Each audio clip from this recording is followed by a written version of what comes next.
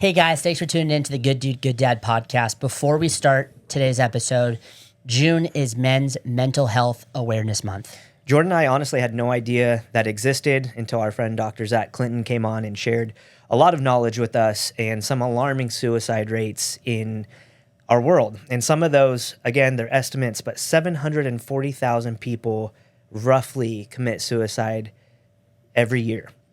And of that 740,000 people, 75% rough are male. That brings the total of men's suicide rates to an average of 1,500 a day. And to us, that's something that was just very alarming and something we had no idea about. Most of us know somebody that has been affected by mental health issues or by suicide. I know Ben and I both personally know people that have lost their life to their battle with suicide. Most people think that if you bring up suicide to someone who you think might be having those kinds of thoughts, that it plants a seed in their head, and that can't be farther from the truth. It actually sheds light on that thought. It brings them hope.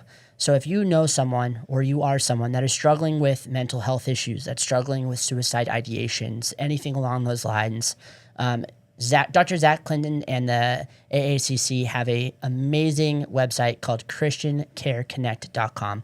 What you do is you're going to enter in your zip code, and it's going to give you a list of churches, counselors, and a bunch of other resources for your area near you. So if you know someone that is struggling, please reach out. You can also dial 988, which is the suicide hotline, if you need help.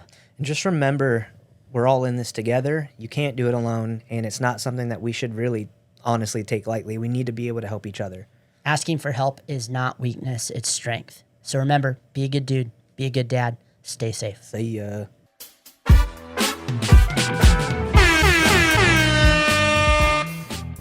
Hey, welcome back to the Good Dude, Good Dad podcast. I'm Jordan. And I am Ben. And today we have a very special guest on. His name is Stephen Oleksy. Dang, you did it again. I got it?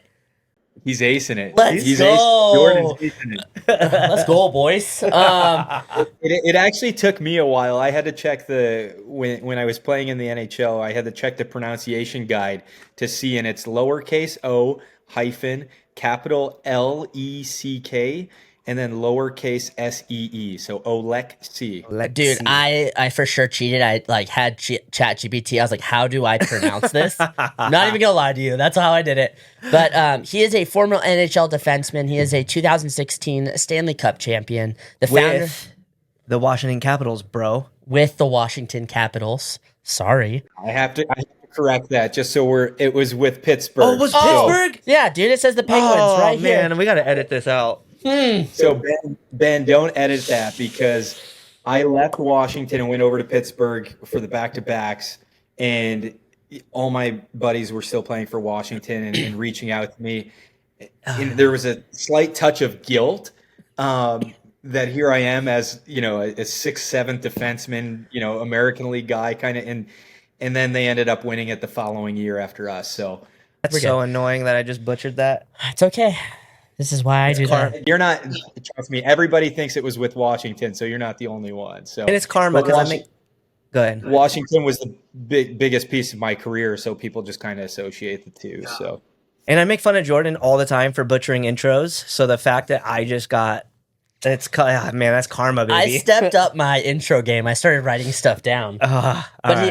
He's also the founder of ESE Hockey. He is a dad to twins, one boy, one girl, and he is married to his lovely wife, Brooke. Some people know her as Brooke Hogan, but now she is Brooke Oleksy, because I did it twice. But dude, thank you so much for coming on. We're so excited to have you. I'm very happy to be here. I love what you guys are doing, and I'm happy to be a part of it. We kind of literally start every podcast, but go ahead and just tell us a little bit about yourself. If people don't follow hockey or don't know who you are, then we'll kind of just dive into it, my man. So I'm originally from Detroit. I've played hockey and baseball my whole life. Hockey led me to a 14-year playing career. I think I played in every minor league city, spent some time out near you guys in California, played professional roller hockey as well. But the 14-year career, I played for Washington, Pittsburgh, Toronto, Anaheim at the highest level.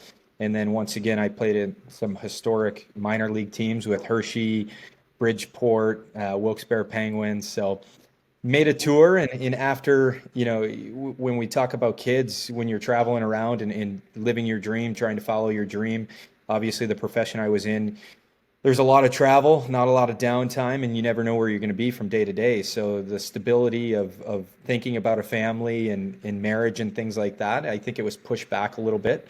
But definitely excited to join the ranks now after full retirement. So yeah. Let's if you don't mind, man, let's kind of go into the mental component of what it takes to become a professional athlete. Like, we talk about it. We have, buddies that, are professionals, or one of my good buddies, a UFC fighter, and we'll talk about just like everyone only seeing what happens under the lights, right? They see you in these arenas, they see all these awesome things. They're like, oh my gosh, this guy's got it made. Holding up the trophies. Yeah, you have everything figured out. But I think what people forget is like, yeah, you might have made it there, but what did it take to get there and to stay there? The best quote that somebody told me is, it's hard to get there, it's harder to stay, right? And it couldn't be a truer statement. And I think the one thing that people don't understand is just how mentally taxing it is, right? It's obviously enjoyable to be under the lights and to be performing. And I say this to a lot of young kids I deal with through ESE hockey. Your games and when the lights are on, that's just to showcase all the work that's gone into it. So I think the hardest part with making, any sort of athletic or even business to make a successful profession out of things, mentally, you really have to be understanding and be able to accept failures. And I think the biggest thing that I love to preach is, if you don't believe in yourself, nobody else will, right? And that self-belief, almost to delusion at some points, really came into play with my success. I was cut 3 times my first year. I never planned on playing pro hockey.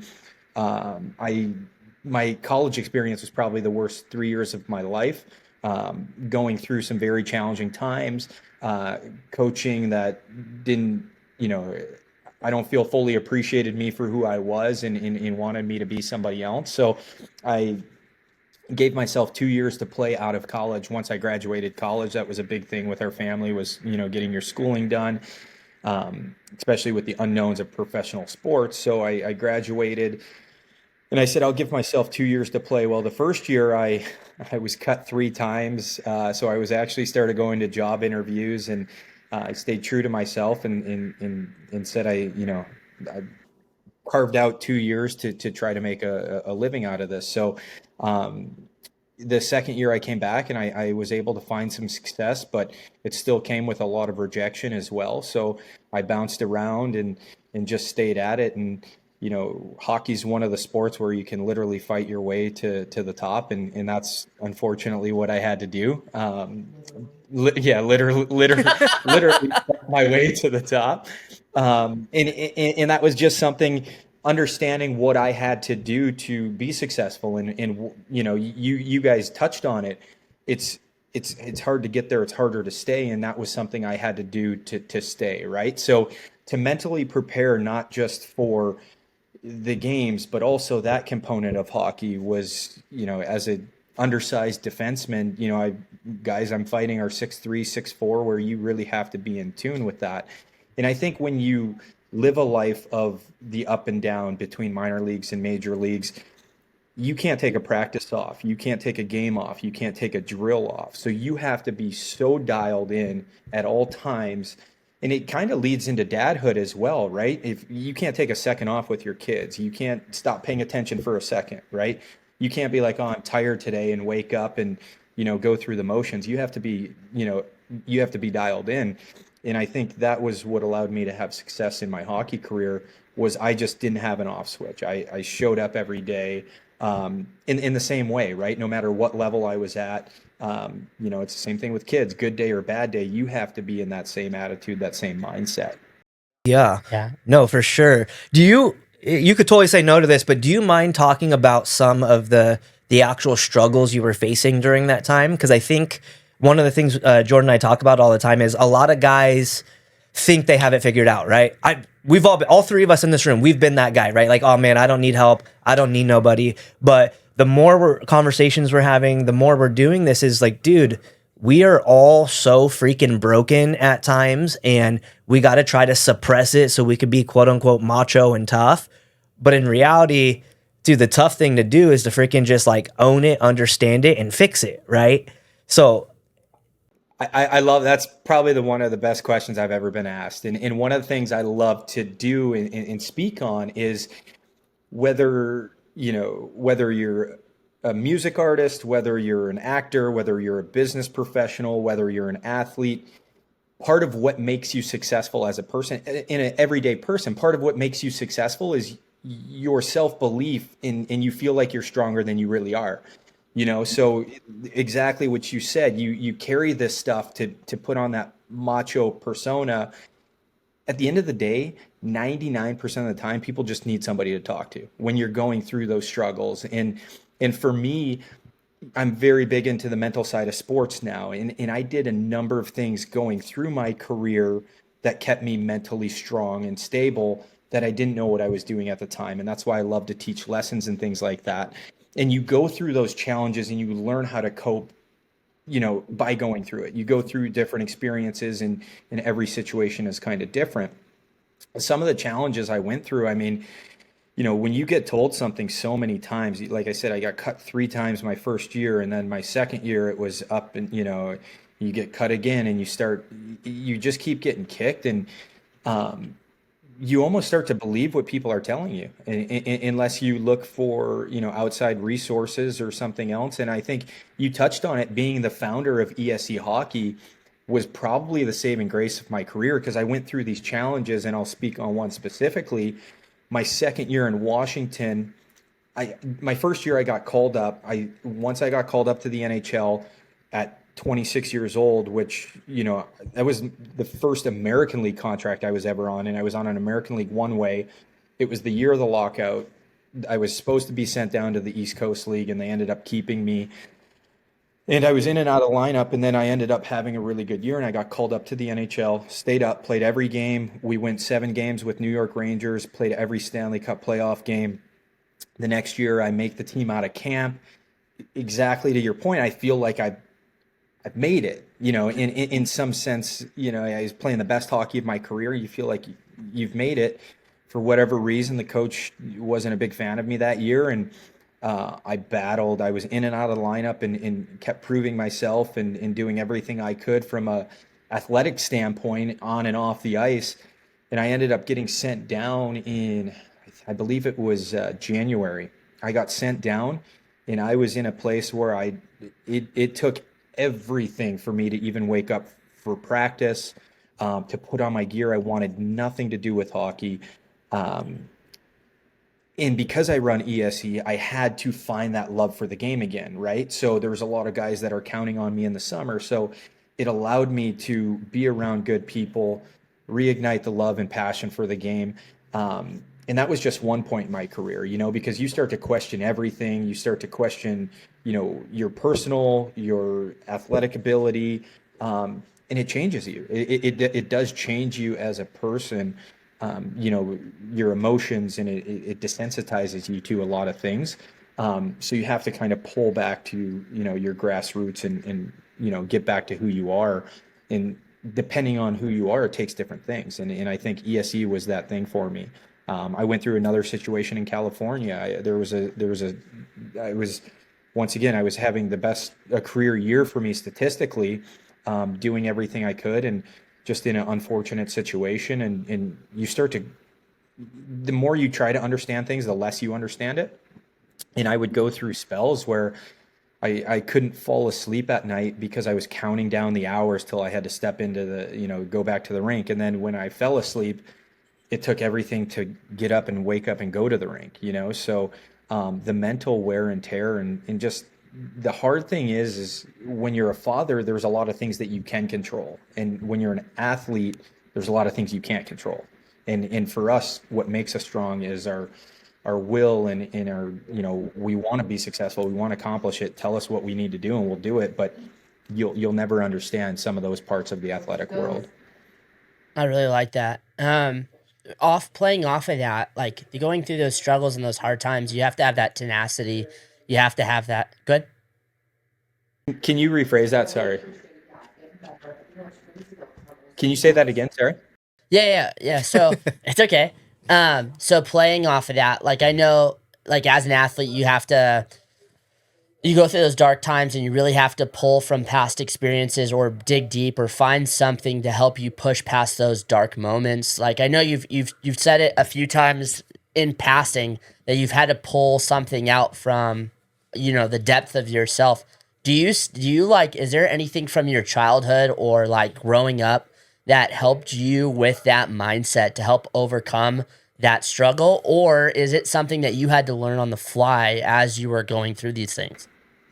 I pull from a lot of different places, and one of the things about me is when we talk about coping, the only sip of alcohol I had was at 32 from the Stanley Cup. I've never had any drugs, any alcohol, nothing, right? So the you have to deal with things real time. There's nothing to mask that. So, but I was lucky with my upbringing. My father's self-employed, very blue collar, hardworking, and those were the ways, and that's how I was brought up. If you want something, you work for it. So, and if it's not going your way, you have to work to change it. It's not point the finger, it's not make excuses, it's figure out a way. And that's kind of what I was tasked to do through those dark times, is figure out a way. And depending on the situation, I've dealt with it different or worked my way out of it differently. Um, and a lot of that does come from my father, and he's still a huge part of my life and teaching me those lessons. And then I also have to come back to myself and be like, here I am struggling with being sent down from the NHL to the American League. And Jordan, on this podcast, we're here because you had a real life struggle, right? Like, you have things that you can't control that were on a scale of meaningful. Yours is a 10 and mine is a -3, right? Like, so you have to understand the problems and the dark times that we go through as athletes aren't real life problems. There's easy ways out of that, so I had to constantly remind myself of that too, right? Somebody else always has it worse than you do, and that's kind of what really gave me gas. And then it was never about me. My entire career, I will tell anybody, it was never about me. It was about the good people that I met along the way, my family, the people that did believe in me. Family is the best. My wife says my family is the best. So, and they did. They supported me, and I had a number of people that supported me. So when I was going through those dark times, I didn't want to let them down. So I couldn't quit on myself because I was doing things for all the people who had even put me in those positions. So that in itself will teach you coping mechanisms when it's not about you. It's for everybody else. And that was definitely something that I carried through every level. And I do, in the humblest way possible, think that is what kept me very humble. Is it wasn't just me. It took an army to get me to where I am. Yeah, dude, you said a lot of cool things in there, and I think there's a direct correlation between professional athletes and, I mean, I'm not trying to knock anyone else. I'm just trying to hone it in. But professional athletes and business owners, right? You are going through all these things. You have these massive ups and downs, this massive like high and low. You find success, and then in a blink of an eye, you lose success. And I think there's just so much value in one specific thing you said, because it seems to be a very common theme with the men that we're interviewing. But no matter what, even at your lowest, one of the things that brought you back up was, one, your accountability to ESE, and two, being around people. Those two components, I think, are something that myself as a man never fully understood the power of. And I feel like every freaking podcast episode, it's like someone's punching that idea back into my mind. And I'm like, oh, shoot, dude, we were built and designed to do life together. And, if you're listening to this and you feel isolated and alone, like we've been saying it, but you're not alone. You gotta figure out, that support group. You gotta figure out a friend. You gotta figure out a accountability, like partner or person or thing. But dude, we're gonna have to introduce you to a guy that we just interviewed named Dr. Zach Clinton. He's a counselor.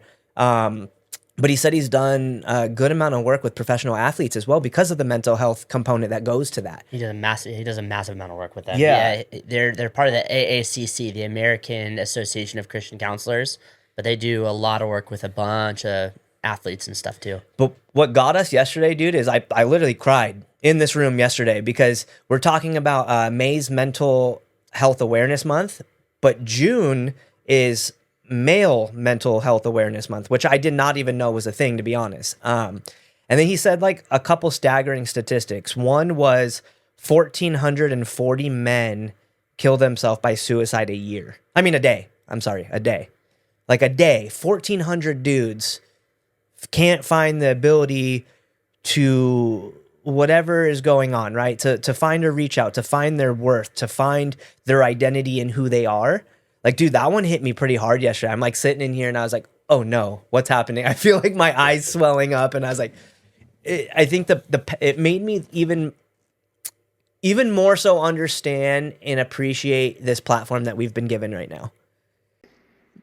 Yeah, and I think what you guys are doing is great. And you talk about the mental health side of things, and it's there's always something that comes back to athletes, right? Because a lot of athletes struggle after hockey. And Gary Brecka, I'm sure a lot of you guys are familiar with Gary Brecka, very, very knowledgeable human being. I just saw something from him that says our body craves routine, right? So when you're an athlete, I played 14 years.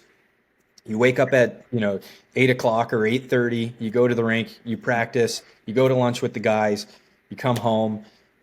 That's your routine. And the other thing is we have something that keeps us busy for usually 6 days a week, right? It's not Monday through Friday, because the weekends are our games. And when that's all stripped away from you and you don't have that routine and you're struggling to find routine, and many athletes don't have anything other than athletics. They don't have businesses. They don't have, they don't necessarily have hobbies, right? That's all they know. They really struggle with stepping away from athletics, and it leads to, and then, our minds, what makes us successful, our minds are always cooking, right? We're always rolling. And when you have that much free time and you just simmer in your thoughts, that's when you overthink everything. And I say this all the time. Everybody in athletics, in life, has their story, and everybody's going to face adversity at some point in their life, no matter who you are. You just mentioned Ovi, right?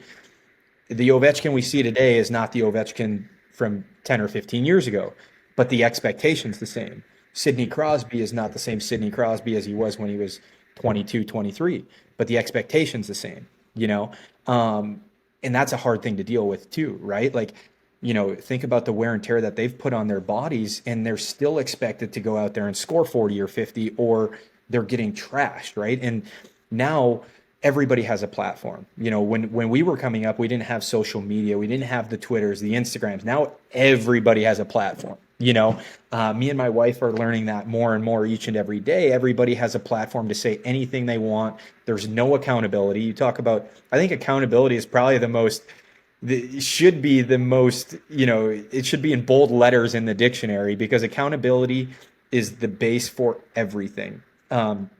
And my wife, has made me more accountable as a person, as a father.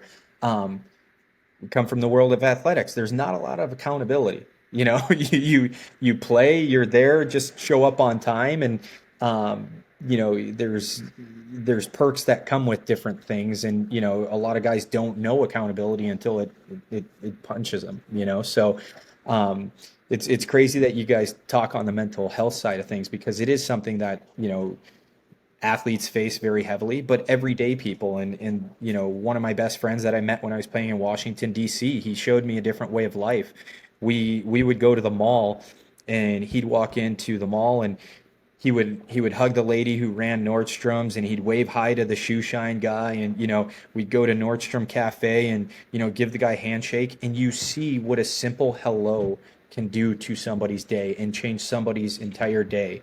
And everybody's going through their own struggles. Everybody, and the social media that we just touched on, everybody wants to put off this perception that their life is perfect and this is what they're showing everybody. But underneath that, everybody is going through a struggle.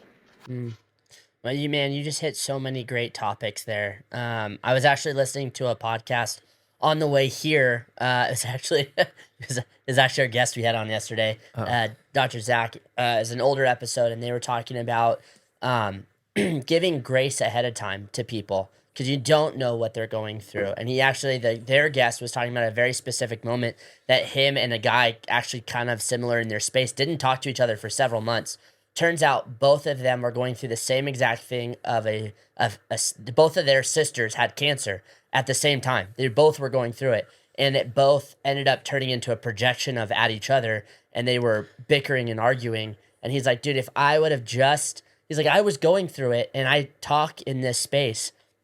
He's like, if I would have just taken a half second to like, hey, maybe instead of like playing out the worst case scenario in my brain, like that person's just a dickhead, like thinking like maybe they're going through something and given them grace before actually even knowing what that situation was. We talked about yesterday, like there's been multiple, occasions where people were going to commit suicide and all they needed was one person just to look and smile at them and acknowledge them. And it's like, there's so much power in being just a basic good human, just like you were saying, there's so many people now that have been given a platform, and because they've been given a platform, they think that it gives them the right to say whatever they need to say. And Ben and I talk about it all the time, where it's like, dude, there's a whole generation of people that have never been punched in the mouth, and it's very clear, and like, you kind of need that. You need to have that accountability of like, hey, if you talk crap, there's a consequence to it in real life, and it's dangerous. It is, and there is no accountability anymore, and I think that's the hardest part, and it's actually kind of changed the culture, in my opinion, right? Where nobody's held accountable, and it's so easy to hide or make excuses, and excuses are just accepted, right? Like it's crazy. So I totally get that. And Mike Tyson's one of my favorite quotes is, "Everybody has a plan till they get punched in the mouth," right? So. But yeah, and not even that, just, with the social media aspect, and you guys said this, before we got on and before we started recording, you guys aren't here for clickbait, right? So, but we started speaking on that, and generally negativity gets more attention, so that's why, you get the trolls on social media that put stuff out there just for, 30 people to respond, like, what are you talking, and people, that's their thrill, right? And once again, we live in a social, everybody's lives revolve around social media, and a lot of people, that's all they have to get, their excitement. So they love stirring the pot, and it creates a lot of issues for a lot of people. We see it in, high schools, and that's one thing that ESE is very, very, very big on. And I give a speech to every locker room I go into, all the parents. We are zero tolerance for any bullying.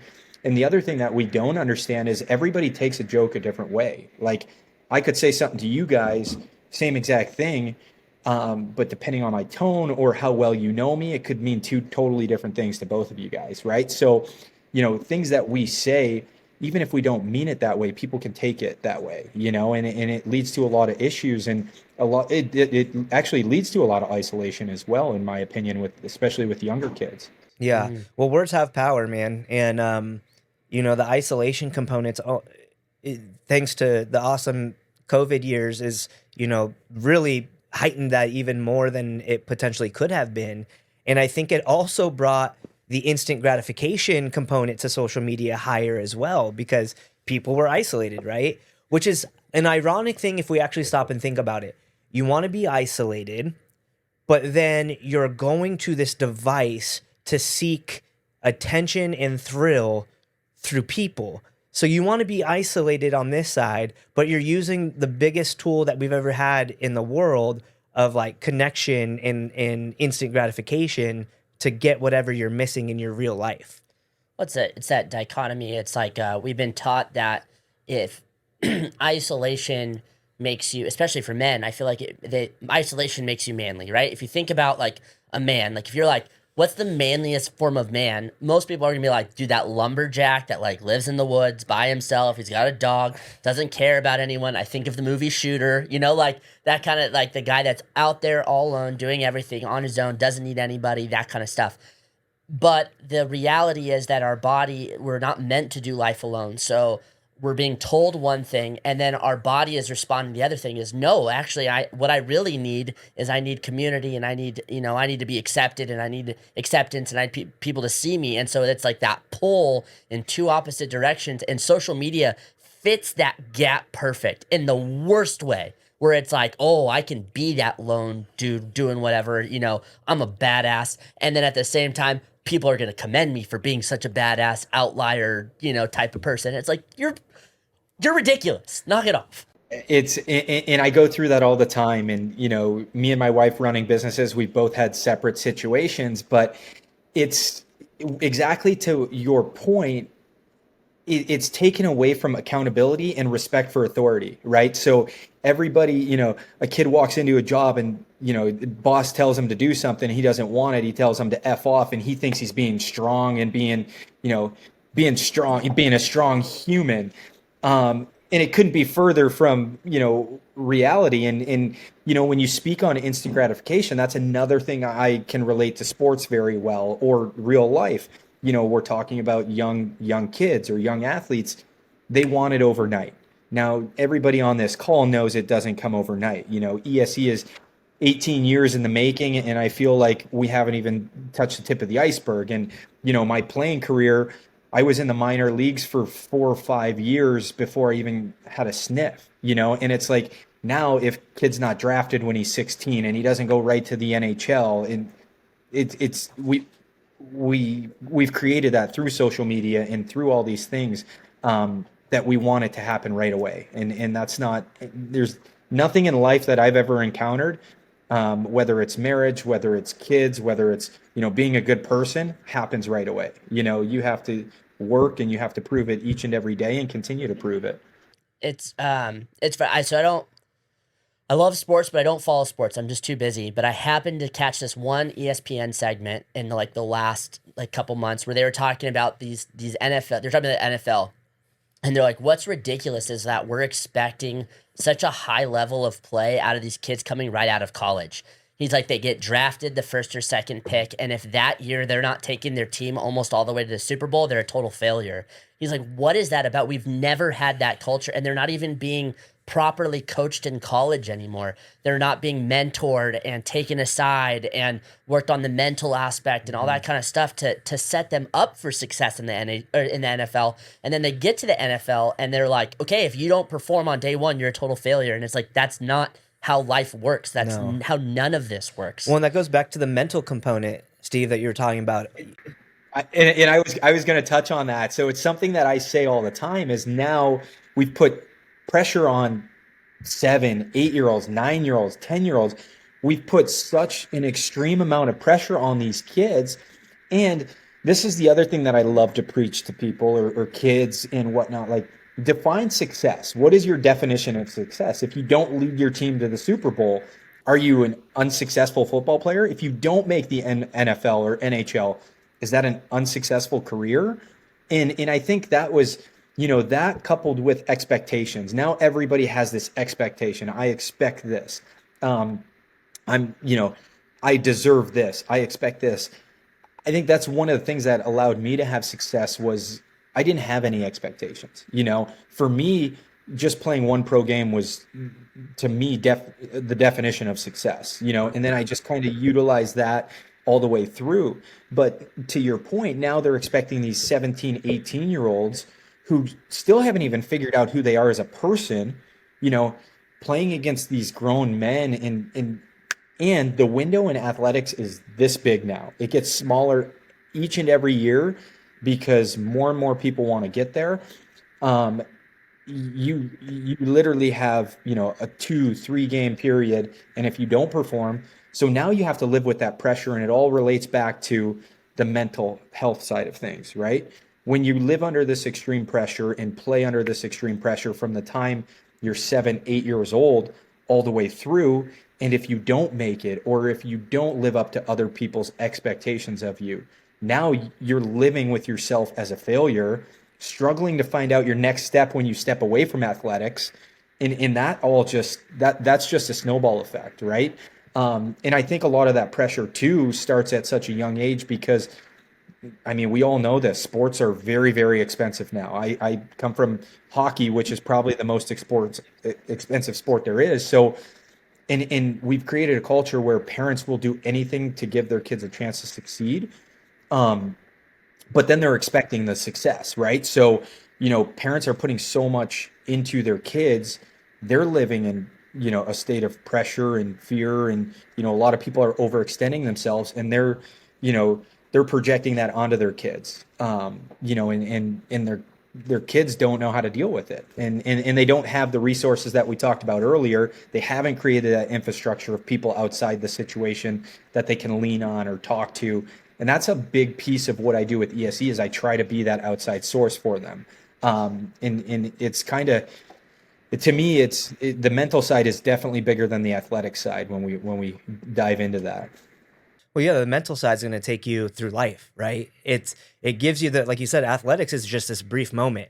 The mental ability to grow in yourself and your worth and your identity, it carries through everything. The disciplines you build, and I wanted to kind of lead that into our next topic with you. And you could share as much as you want or as little as you want, but for you as a man going through all the stuff you went through and then entering a new season of life with, family and meeting your wife and having kids, what does that transition look like for you kind of in that turmoil of things that you kind of stepped into? I want to tag on to that too, because a lot of people tie their identity to their career or to their athletics or to their, like you were saying, like a lot of guys come out of the NHL and that's been their whole life, their whole identity, and that's who they are as a person. And then you strip that all away, and all of a sudden there's 7 days a week of nothing. So yeah, speak good.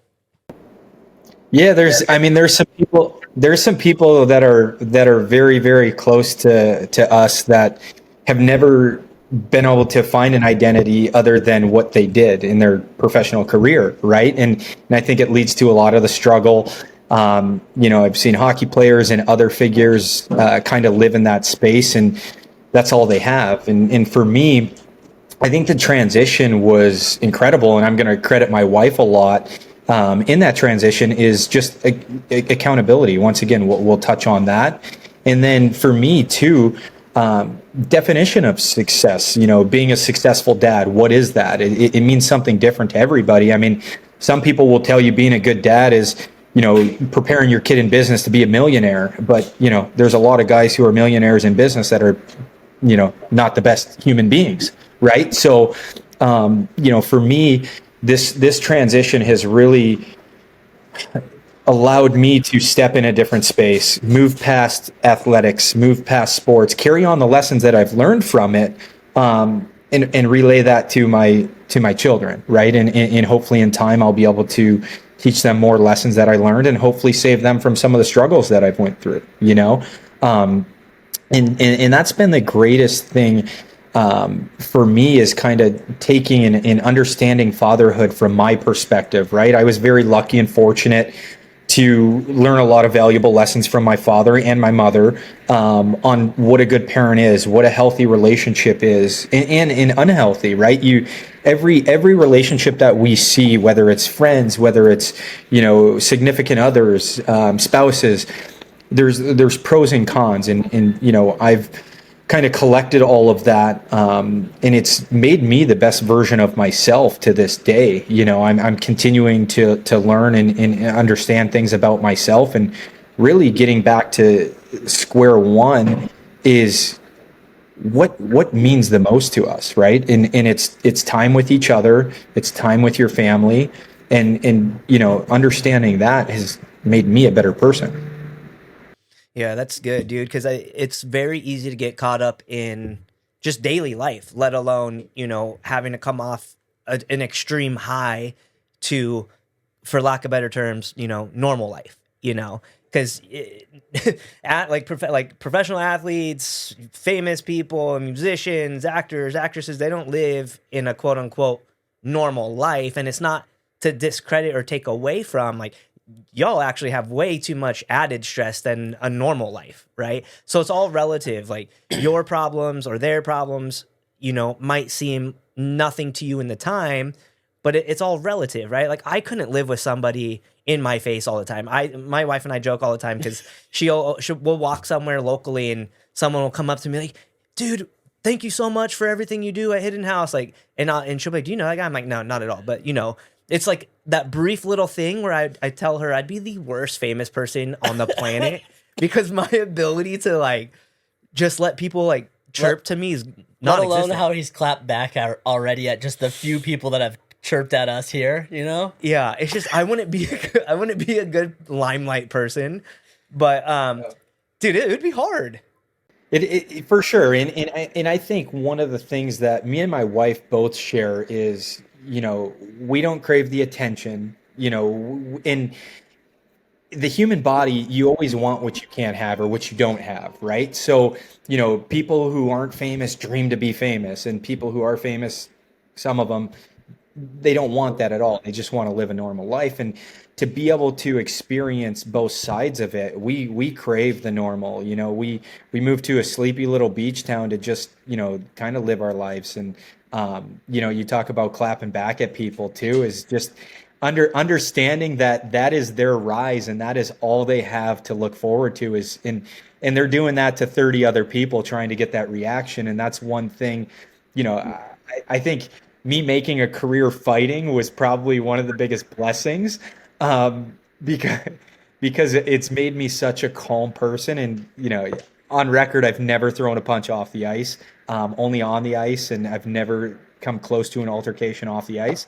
But like, if you're looking for a reaction, you're not going to get it from me, and it's the quickest and easiest way to shut people like that down, is just not giving them that reaction. And for me and my wife, it takes a lot sometimes to just sit back and to eat it. But it definitely feels a lot better than going back and forth with somebody that's just doing it for the reaction. For sure. Dude, how would you it's one of the questions we like to ask. But basically, taking everything that we've talked about, your career, your playing time, the mental fortitude, the toughness, all of that fun stuff, and to you in this season of your quote unquote new chapter of life, like, what makes a good dude and a good dad to you? What makes a good dude and a good dad? We've touched on it a lot. I think accountability is the biggest thing. I mean, a lot of people run from it. A lot of people run from it, and they start new chapters time and time again. And it's not an arcade game. You can't just hit the old reset button, So I think, knowing what's right and wrong, and if you are wrong, holding yourself accountable. And a lot of times we talk about these issues that people face, and a simple, I'm sorry, or a simple understanding from somebody else's perspective can clean a lot of that up, and I think being open-minded and being able to have just conversations is really a great way to be a good dude. Being open-minded, having back and forth conversations eliminates a lot of the issues that we face. But nobody wants to communicate now. And going back to our conversation earlier when we talk about social media, you own a coffee shop, Ben. You go into Starbucks. These kids have never had a real conversation that are taking your order. And it's awkward, and it's like everybody's walking around the grocery store with AirPods in now. In communication, I think is a really good key for being a good dude, for being a good dad, for being a good person. And a lot of people have kind of lost themselves in that. They don't. I mean, people in the same house are texting each other things. Your friends. You don't pick up the phone. Hey, Johnny, do you want to hang out? It's a text message. We don't have that interaction. You go to a restaurant, half the kids can't even order or people, because it's so foreign to us now. So I think communication and accountability go hand in hand with making you a good dude and a good dad. That's awesome. Let me ask you, that leads us into our next question. We ask, what's one actionable step that someone can take if they're trying to be a better dude and a better dad? But I think maybe for you, I'd like you to speak into what's one actionable step that someone can take when they're coming out of a major season of their life, like you leaving the NHL and stepping into a whole new season of their life. What's one actionable step that you would give them during that transition process of change of identity, of change of, maybe not a change of identity or change of purpose, but just a change in structure? Change in structure as athletes, I think goal setting is a very, very valuable tool for all athletes. And I think as you look and shift your focus from being an athlete to, a dad or a husband, or just an everyday person, I think goal setting is still very, very important, right? I think, there's within that becomes, it comes accountability. And we've touched on accountability a lot. But if I'm like, all right, my kids are waking up, I'm spending a half hour playing with them, now that's my goal for each day, right? Is to spend this amount of time with my kids, or do this, take them for a walk. It holds you accountable. So I think goal setting is huge in the world of athletics, and I think it can be an easy, actionable step for people, and allow that structure that we crave. I think it brings in a little bit of that, right? When we talk about our body craves structure and routine, I think goal setting can be a way, and an easy gateway to kind of step in to the dad life or the husband wife life. We talk about it when we talk accountability. When you're an athlete, you're not around a lot, right? You're traveling, and that's your job, that's your focus, and once again, there's excuses for things, and there's things that you have to do, but you're not around it. So when you're around it full time, it really takes things like goal setting to bring that structure to life. Yeah, dude, I think being a father, in my opinion, is probably the greatest honor and privilege that anyone could ever have. Two, Jordan and I truly both believe that a father can drastically change and shape a generation of people, right? Like, if we had better men in this world, better fathers in this world, half of the crap that we're talking about right now with the stupid instant gratification and all that other crap, I bet you most of it would probably not be existent if we had men and fathers, present good fathers in the home to stop this stuff, And go ahead.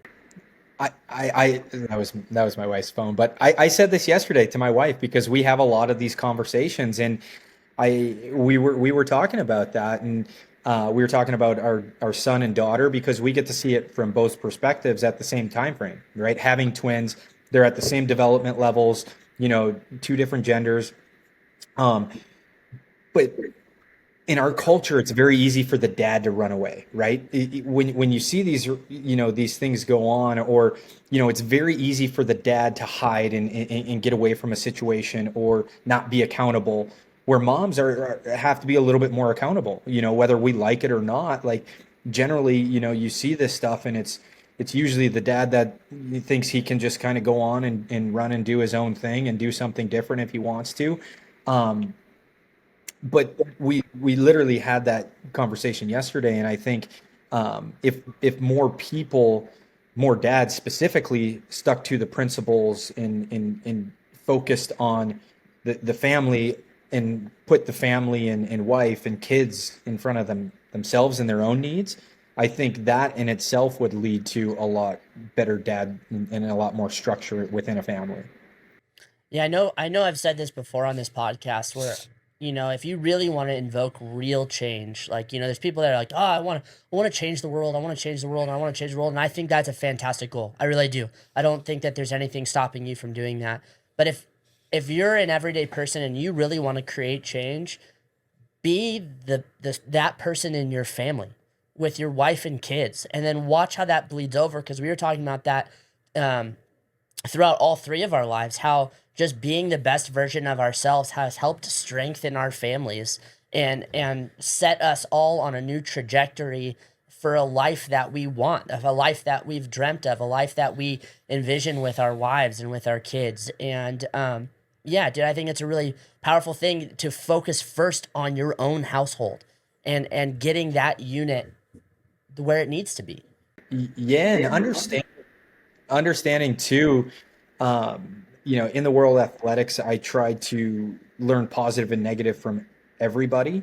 And understanding that your kids are literally going to be a product and they're soaking up everything you do, everything you say, the tone of your voice, your approach to everything, right? Like it's crazy for us to expect that if we're arguing at home or we're yelling or we have an aggressive tone and that our kids are going to be any different, right? Because they're growing up around that. That's what they're seeing. That's what they're learning from.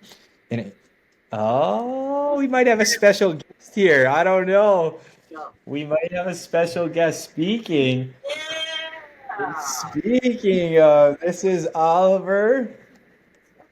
This is Oliver. Welcome to the Good Dude, Good Dad podcast. Good morning, baby.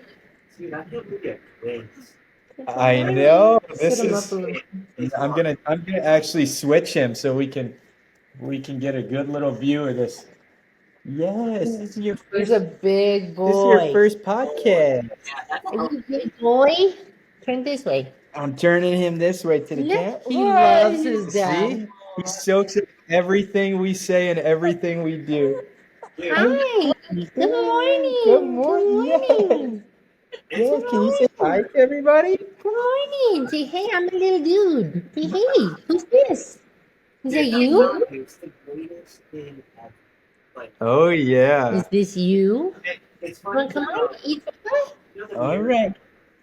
The mirroring talk and the kids are what they see, like we were just saying. So my two little boys, I have a 4-year-old and a 2.5-year-old boy, and then my daughter's 6. But like it's like one of those memes or reels you see on Instagram. Like I'll walk by and I'll slap my wife's butt. My boys are now doing that, Mine they'll too. like walk by my wife and like slap their butt, and then like giggle, and my wife will be like, "What? Why did you start doing that?" Well, because Dad does it to you, and if he does it, like I want to do it. I love that. I love that. It really is, and it shows. It shows care, it shows attention, and it shows a healthy relationship. So smack away. Yeah, we had a guest that was on the other day that said he focused on complimenting his wife's butt for 90 days, trying to he's like, I just want to work on my marriage, and that's one thing that I was gonna do. And I was like, dude, go for it. That's awesome. Yeah. But one thing I love that you actually said as an actionable step earlier on, you said it a few times, and I think it's really important that I wanted to add on to your actionable step, is that you said define what success means to you. And I think a lot of people need to do that as far as an actionable step as a dad and as a dude and as, someone that's trying to be in all areas of your life. It doesn't matter if you're a man or a female, if you're a dad, non-dad, is defining the role of what you think success looks like in your life. Because then you can do exactly what your next one was prioritize and execute and create goals around what you're trying to achieve, like what success actually means for you. Otherwise, you're just making goals off some random idea that you don't even know what it is. Yeah. So I really enjoyed that you said that. That was really good. Real quick, give us a down and dirty of ESE hockey and, like what it's all about. And go for it. ESE hockey. Yes. Yeah, so ESE hockey started as a summer league for all the top pro college and junior guys in the area, which was kind of our bread and butter for a long time. But to kind of go hand in hand with everything we've talked about on this podcast, I recognize the need in the younger age groups. So we've moved into the younger age groups, the high schools, and providing more than just hockey. Anybody can schedule and organize games, but for me, I like to share my experiences. I like to share my lessons because a lot of guys I deal with, they're not getting this from anywhere else, right? They don't have that person who, has been there and can help prepare them for the future, whether it's hockey or whether it's real life. And people also don't understand the correlation. And I like to say this in athletics, the higher level you go, the less and less bad people there are in the sport, right? So when you're a good person, it translates that we might have another special guest. Sorry to cut it off, but here we are with the little. This is Molly. Hey, Molly. Oh, hi, There. Molly. How old are they? Molly got the cheeks. She's got the cheeks. Like, what is this? This is your first podcast, Molly. Are they Hi. 6 months ish? You'd probably think they're 6 months by the way he looks, but they're 4 months. Oh, sweet Baba. That's so cool. We love a good healthy baby, man. Those are some healthy babies. Oh yeah. And so Jordan, how old's Paisley? Paisley is 7 months. She's starting to crawl. Yeah, dude, it's crazy. He's got a 7-month-old, and I'm like, I have a 4-year-old, a 3-year-old, and a 7-month-old. That's good age. That's good age though. Yeah, the gaps there are awesome. dude, one thing I want to encourage you in is, I mean, you were just touching on it, but we want to be respectful of your time as well. But, dude, the program you're running right now, I think some of the most valuable, and you already touched on it, but some of the most valuable things you can give these kids is just a good male figure, right? Like, again, the sport is very small. If you can continue to use your platform and your experiences, and you don't know what some of these kids at home have. They might have the worst dad in the world. They might not have a dad. They might have them. Unfortunately, it's the truth. And if this is your situation, I'm not knocking it. It's just the truth. But they might have a mom that has a revolving door of men in the house. And these kids, I don't care what people think or say. Kids are so freaking impressionable. Oh my gosh. What's that word? Impressionable. Thank you. Impressionable. They're sponges. They soak everything up you give them, whether it's good or bad, whether, it's a coach or an uncle or a cousin. They're going to soak up everything you give them. And dude, that's what this life is about. Yeah, and I think too, to that point, kids don't know what's right and wrong until they see the difference, right? So, and I think that's always one thing that I love to live on is, I've seen good dads, I've seen bad dads, and the difference when you see it, right? I try to be that difference with kids, and parents as well. I have a lot of conversations with parents because a lot of parents don't understand what that kid's going through from an athletic perspective, or as a kid, as a growing adult. And I told my wife this not too long ago. When you're so close to things, it's a lot harder to see what you need to see, right? And it always takes an outsider's perspective. So as a kid growing up, with a parent who may not be the best, or who's applying a lot of pressure to their athletic or them as a person, that's all they know. And then I like to be that guy who's like, not to go against their parents, but like, these are the things I need right now. These are the things I need.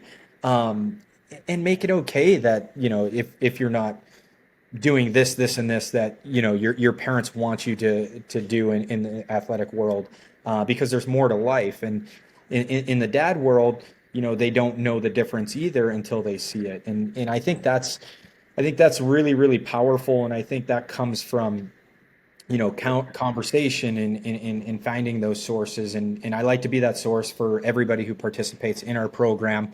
I like to be a source for the parents. I like to help them because many of them haven't gone through the professional ranks or even college ranks. In that whole landscape, very much like fatherhood, it changes every day too, So I like to stay in tune, and I like to help the kids through the issues that they're going through. Yeah. That's awesome. Well, dude, we appreciate you, man. We're going to have you come back on and unpack some more stuff in the future. That's what's another fantastic thing with the platform and what we're trying to do. We're not trying to just keep this thing as like one little episode. Hey, here's his story. He's gone. Like, we all have multiple stories to tell. And if each one of these stories or these segments of our life can help genuinely like shape somebody else's or encourage them or anger them or provoke some form of an emotion inside of them, like, that's what we want. That's our goal. We appreciate you. I have to ask you one more question before we end up wrapping up. What was your most favorite memorable of your playing career? Oof. I'd have This to is say, selfish for me. Yeah, there's a couple of them. I'd have to say. I mean, the first NHL game is just so special. We played Boston, and I wasn't a big point guy in my career. I got a point my first game, so that was pretty incredible. Yeah, Mike Ribeiro from Alex Ovechkin and Steven Oleksy. Nobody had that on their bingo card, did they? So that was very memorable. And then once again, I didn't score a lot of goals in my career. So to score a goal in the NHL, and I think it was my fifth game.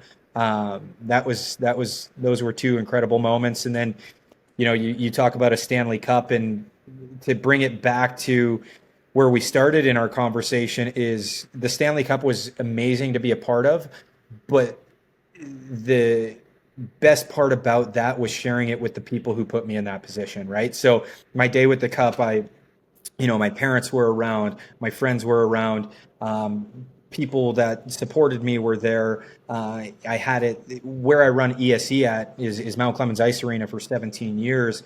I brought it back to the community where everybody could come up and see it and take pictures and things like that. So that, I would have to say, that was probably the pinnacle of my career, was sharing that moment with so many other people, right? I can't share my first NHL game with people. I can't share my first NHL goal with people, but that Stanley Cup, being able to share it with so many people was the best memory of my hockey career for sure.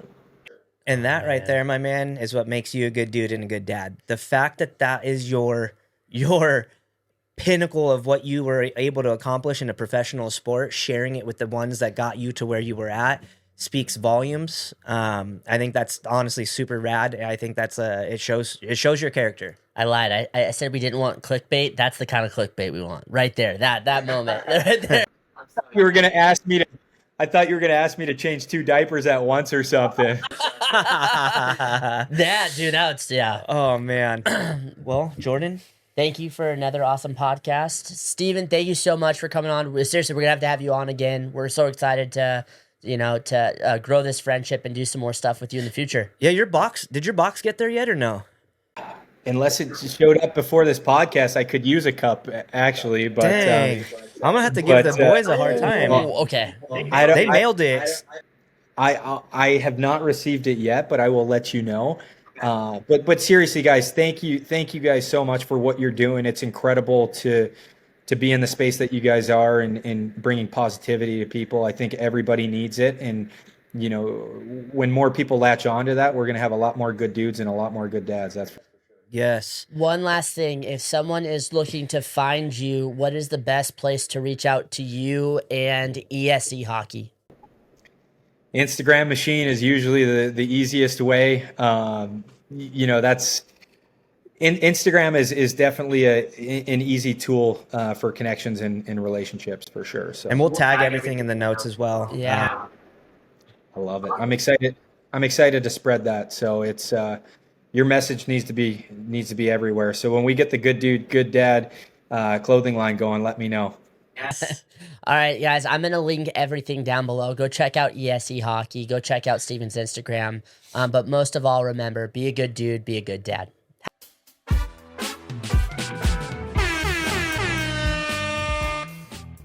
Today's episode is brought to you by Hidden House Coffee. Go check out their locations here in Orange County, California, or get some coffee delivered to your house at hiddenhousecoffee.com.